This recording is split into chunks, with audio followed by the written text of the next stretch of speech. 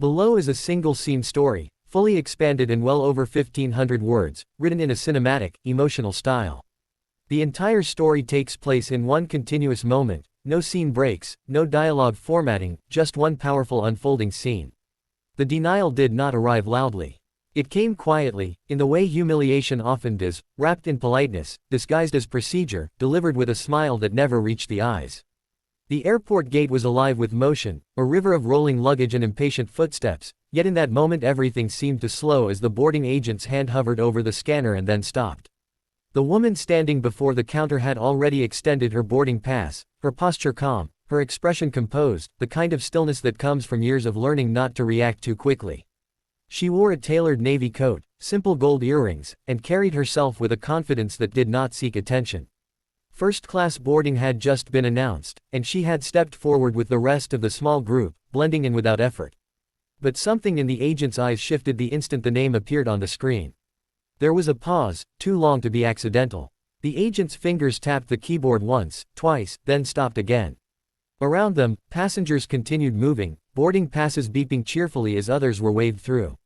The woman waited, patient, accustomed to delays, accustomed to systems that moved slowly when they wanted to. The agent finally looked up, her smile tightened, and she gestured slightly to the side, indicating that the woman should wait. No explanation was offered, no apology, just a subtle redirection, as if this were the most natural thing in the world. Minutes passed. The first-class line thinned. A man in a wrinkled blazer was waved through without hesitation.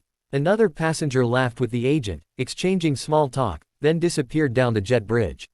The woman remained standing to the side, her boarding pass still in her hand, the unspoken question hanging in the air. She glanced at the screen behind the counter, which still read first-class boarding in bold letters. She checked her pass again, not because she doubted it, but because she had learned that sometimes people needed proof repeated twice before they believed it. Finally, she stepped forward again, gently placing the boarding pass on the counter. The agent's eyes flicked down and back up, and this time the smile vanished completely. The agent said something brief, something rehearsed, something about a seat reassignment, and a system issue, her tone clipped and final. The woman listened without interrupting, her face unreadable. Around them, a few nearby passengers slowed, sensing tension the way animals sense a change in weather. A man behind her frowned.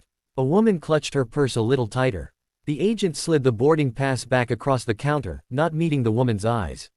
The implication was clear: step aside, you do not belong here. The woman did not raise her voice. She did not argue. She simply stood there, absorbing the weight of the moment, the familiar sting of being quietly told no, of being reminded that credentials and tickets and achievements sometimes mattered less than perception. She could feel the heat rising in her chest, not anger exactly, but something heavier, the exhaustion of having seen this before. She stepped aside once more, this time fully out of the boarding lane, and watched as the final first-class passengers were waved through. The gate area grew quieter as the general boarding groups were announced. People glanced at her, some with curiosity, some with discomfort, some with indifference. She felt invisible and hyper-visible all at once, standing there with a first-class ticket that suddenly seemed theoretical. What no one around her knew, what the agent certainly did not know, was that this woman had spent her life mastering moments like this. She had learned early that power did not always announce itself, that the most influential people in a room were often the quietest. She had built a career not on loud declarations but on precision, on preparation, on knowing exactly when to act. The airport noise washed over her as she reached into her coat pocket and withdrew her phone, her movements unhurried. She did not rush. Rushing would suggest desperation, and she was not desperate. She scrolled calmly, thumb moving with practiced ease, and selected a contact saved simply under a first name. The phone rang once, then twice, then connected. She did not step away. She did not lower her voice. She spoke softly, efficiently, relaying facts without embellishment: the flight number, the gate, the boarding issue. Her expression remained composed, but her eyes were sharp now, focused. Whatever was being said on the other end caused her to nod once, slowly, as if confirming something she already knew. As she ended the call, the agent glanced up briefly, irritation flickering across her face at the sight of the woman still standing there. The general boarding announcement echoed overhead. A line began to form again, longer this time, messier. The woman remained exactly where she was, just to the side of the counter, neither obstructing nor retreating. She was waiting. The change came subtly at first. A supervisor approached the gate, her stride brisk, her expression serious. She leaned in toward the agent, speaking quietly but firmly, her eyes flicking between the screen and the woman standing nearby. The agent's posture stiffened. Her fingers hovered over the keyboard again, this time moving faster, more urgently. The supervisor straightened and turned fully toward the woman, her face now carefully neutral, professional. The surrounding passengers sensed a shift. Conversations paused. A few people leaned slightly closer, pretending to adjust bags or check phones while listening. The woman met the supervisor's gaze evenly, offering no smile, no challenge, just presence. The supervisor gestured toward the counter, indicating that the woman should step forward. She did, placing her boarding pass down once more, the same piece of paper that had been dismissed minutes earlier now treated with new respect. The supervisor scanned the pass herself. Her expression changed, not dramatically, but enough. A subtle tightening around the eyes, a brief inhale. She glanced at the agent, then back at the woman. Something unspoken passed between them, a recalibration of assumptions. The supervisor nodded once, then turned to the agent and said something that caused the agent's face to flush, color rising quickly up her neck.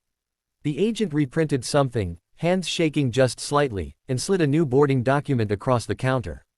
This time, it was accompanied by an apology, delivered stiffly, as if forced through clenched teeth. The woman listened, accepted the paper, and said nothing. She did not need to. The balance of power in the space had shifted so completely that words were unnecessary. But the moment was not finished. The supervisor did not leave. Instead, she stood there, addressing the agent again, this time with a firmness that could not be mistaken. Other staff members had begun to notice, gathering subtly, pretending to busy themselves nearby. The woman stood quietly as the conversation unfolded around her, the airport hum continuing as if nothing extraordinary were happening, even as something very important was.